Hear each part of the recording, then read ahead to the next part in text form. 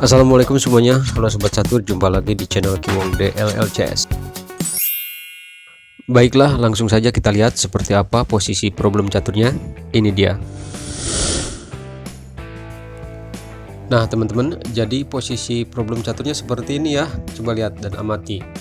Nah untuk buah putih ada raja di D8, kemudian menterinya di G4, lalu benteng atau rok ya berada di F7, kemudian kuda berada di H7, dan satu lagi pion berada di G7. Nah sementara untuk raja hitam dia ditemenin oleh benteng ya, bentengnya berada di pojok H8 dan kemudian rajanya berada di G8. Nah teman-teman, ini ringan sekali ya, hanya satu langkah ya, hanya satu langkah untuk putih, jadi raja hitam bisa mati. Hanya saja kalau yang ini hitam harus jalan duluan ya, jadi bukan putih duluan ya. Biasanya kan kalau langkah catur 3 langkah mat itu atau 2 langkah mat itu biasanya putih duluan. Nah sementara ini hitam harus melangkah duluan, dan begitu hitam sudah melangkah maka putih harus bisa mematikannya dalam satu langkah. Saya yakin teman-teman pasti bisa ya apabila diteliti ya, setelah disimak dan diperhitungkan jalannya baik-baik ya, pasti bisa. Hanya saja mungkin ini nguji tes kemampuan catur kita, secepat apa kita bisa menemukan jawabannya dan kita bisa memecahkan problem ini ya setelah dilihat gitu.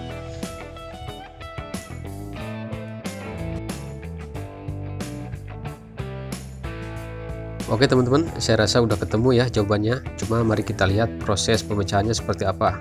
Oke, sekarang kita lihat hitam jalan duluan ya. Bagaimana kalau seandainya benteng memakan kuda? Kita lihat.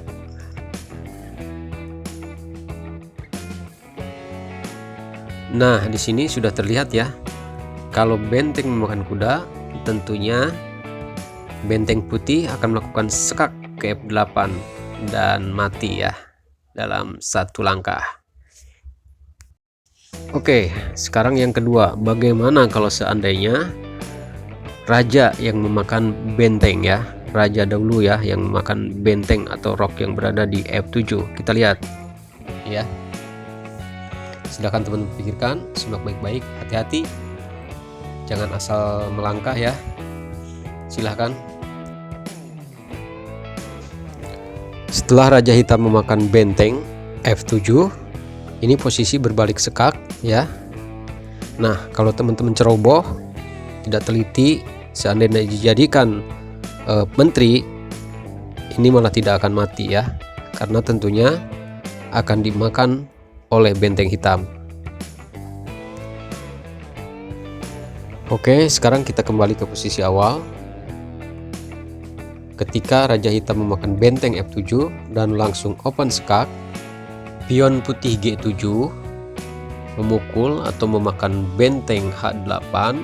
Nah ini juga jangan dijadikan menteri ya, tetapi harus dijadikan kuda lagi ya, kuda ya teman-teman, kuda lagi. Coba lihat, dan skakmat.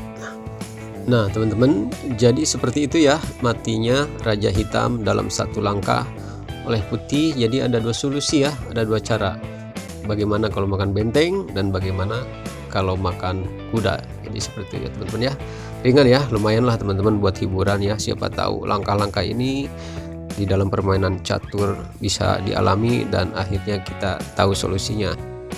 Baiklah teman-teman, kita lihat sekali lagi. Takutnya belum ada yang puas ya dengan solusi jawaban ini. Mari kita lihat sama-sama.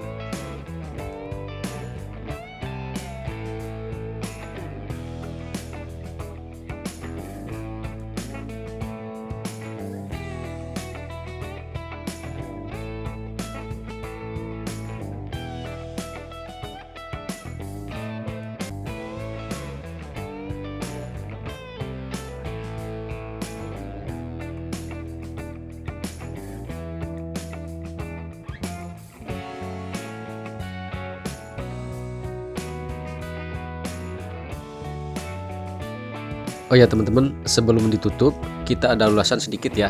Seandainya ini ya, seandainya kalau putih jalan duluan, ini juga tetap tidak akan mati ya teman-teman, walaupun posisinya seperti mati gitu. Coba kita lihat, Jika benteng melakukan skak ke F8 ya karena didukung oleh pion, ini tentunya raja akan memakan kuda. Begitu juga kalau seandainya kuda melakukan skak ke F6 ya, benteng yang akan jadi korban dan dimakan. Dan tentunya putih tidak bisa melakukan skak mat dalam satu langkah ya kalau putih jalan duluan. Oke teman-teman, saya rasa sudah cukup ya untuk problem catur satu langkah mat ini serta ulasannya dan solusinya. Mudah-mudahan bisa menghibur dan bisa bermanfaat. Silahkan share ya, untuk hiburan aja sambil kumpul-kumpul dengan teman-teman ya. Jangan dijadikan taruhan atau apa saja ya. Ini mah hanya untuk hiburan sambil asah otak. Oke teman-teman, assalamualaikum.